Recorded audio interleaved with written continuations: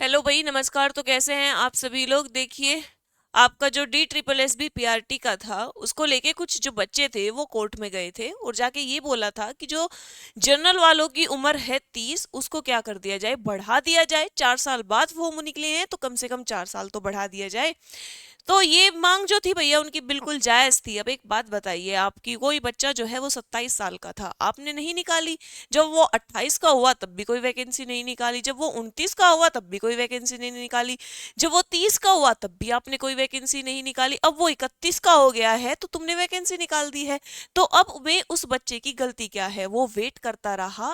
वो तो तैयार था पेपर देने के लिए, उसकी उम्र भी थी पेपर देने के लिए। गलती है सरासर DSSS PRT की। भैया क्या एज रिलैक्सेशन क्यों?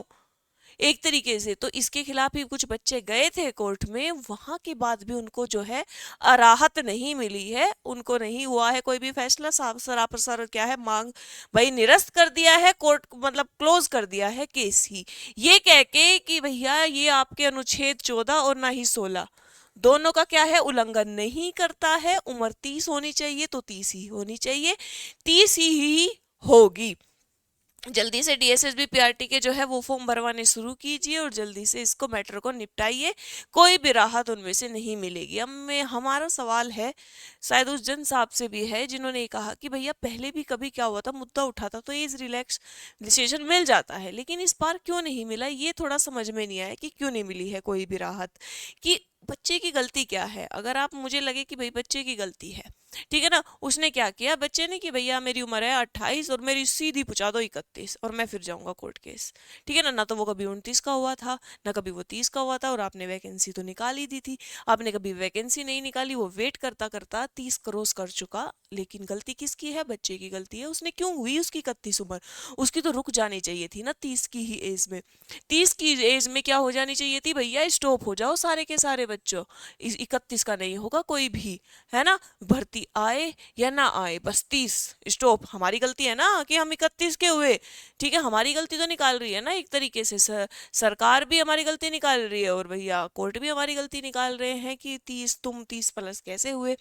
तो ये सब चीजें हैं भैया, ये फैसला आया है। अब जो 30 के हैं वही भर सकते हैं। अब जो बच्चे इस बार रह जाएंगे, मान के चलिए कि भैया जो बच्चा रह गया और उसकी उम्र है 29, भैया अगली साल को कोई वैकेंसी नहीं आएगी, फिर से 4 साल बाद आएगी, तो वो बच्चा फिर से वो हो जाएगा 32 33 का, है ना।